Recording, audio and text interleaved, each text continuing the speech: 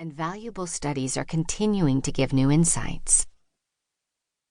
One of the strengths of this book is the rich literature review and theories related to the forming of resilient children. The theoretical insights come from research by Christians and from the social sciences. And the insights are presented in ways that can be grasped by parents, grandparents, and those who minister with children in the church. Dr. Allen's theoretical descriptions are understandable, as she shares examples from real-life experiences, and she also provides examples of how to apply the theories. The book is written for a wide range of persons: parents, grandparents, persons leading ministries with children and families in the church, counselors, and those who work in settings where overt spiritual conversations are not allowed. It is a valuable resource for those who desire to raise resilient children to know God and live well in our changing world. Introduction. On Monday, August 29, 2005, Hurricane Katrina overwhelmed the Gulf Coast.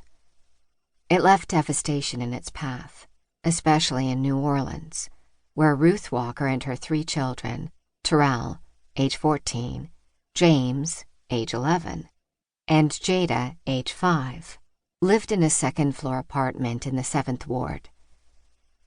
As the city and surrounding areas began to anticipate the approaching disaster, Ruth, a licensed practical nurse, spent much of the weekend helping to evacuate the residents of the nursing home where she worked.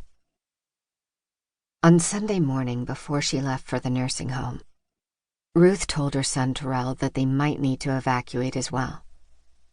She asked him to prepare backpacks for himself and his younger brother and sister with a change of clothes, sealed in plastic bags, and 2 or 3 special toys or books they wanted to bring. Before she left for work, Ruth prepared a backpack for herself, as well as a bag of food and water bottles. When Ruth arrived home late that night, she woke Terrell and told him they would leave in the morning. The hurricane made landfall on Monday, so Ruth and her family decided to wait out the winds in a large windowless enclosed space on the 1st floor of the apartment building. In the night, water began seeping into that room, so they went to the 2nd floor to wait till morning. By first light, water was already sloshing onto the steps that led to the 2nd floor as they headed out into driving rain. They began to walk to their friend's house, the Johnsons, whose home was on a slight rise a few blocks away. On the way, Ruth gave the food bag to Terrell and put Jada on her back.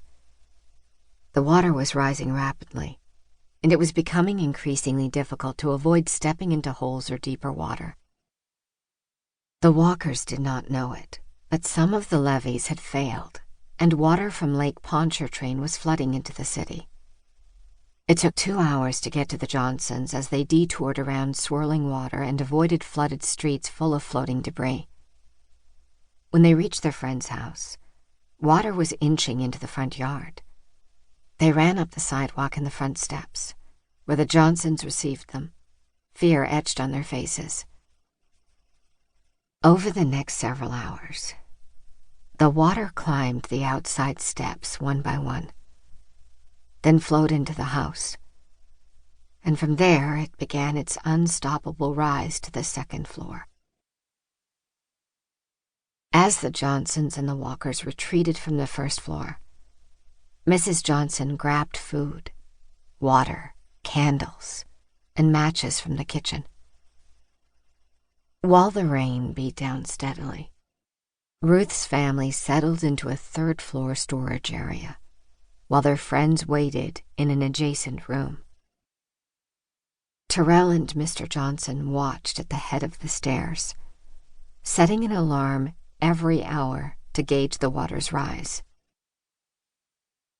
As they changed into dry clothes and wrapped up in blankets, Jada let out a piercing scream.